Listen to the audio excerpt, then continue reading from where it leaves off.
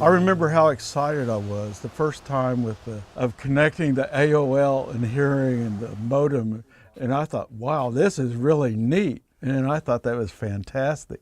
We're not the most technologically advanced as a family, but we try to keep up with it and with the changes and all that. We hope someday they'll finally get fiber optics in our area, but my wife and I were always looking for a reliable program, fast and reliable. I'd never used a hotspot like that before. Brian contacted me and just asked me if we would be interested in doing a hotspot pilot program.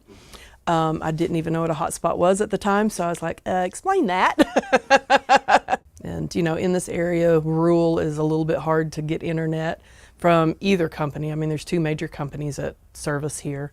Neither one of them really do rural very well. So you've got all that rural population that has very limited access to internet. So, I mean, it is expensive for the companies to run the lines and reach all those rural places because there may be a mile in between houses.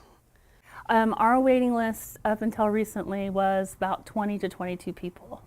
And they check them out for a week. We recently added 3 more, and so that has gone down quite a bit, but it's between 13 and 19 generally.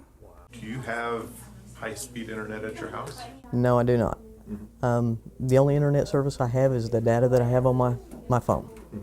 You know, it's a little more expensive around rural areas to get it. It's available out there, but sometimes, you know, the speed's not very good. If you do get it, you're paying for it. And sometimes it's just in and out.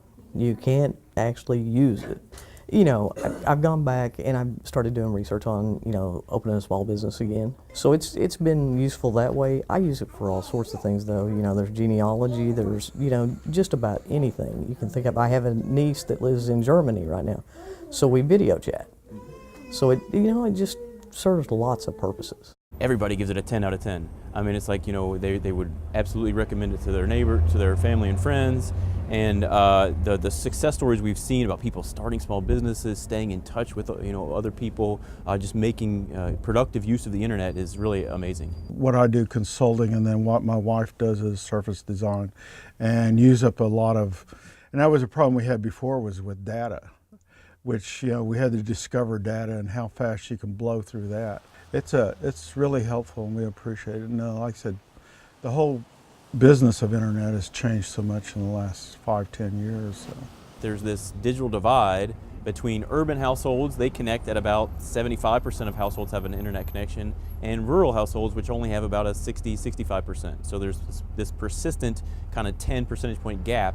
And what we're trying to do is to address that gap, get people to use the internet, see the advantages of it, and kind of look at the issue that way.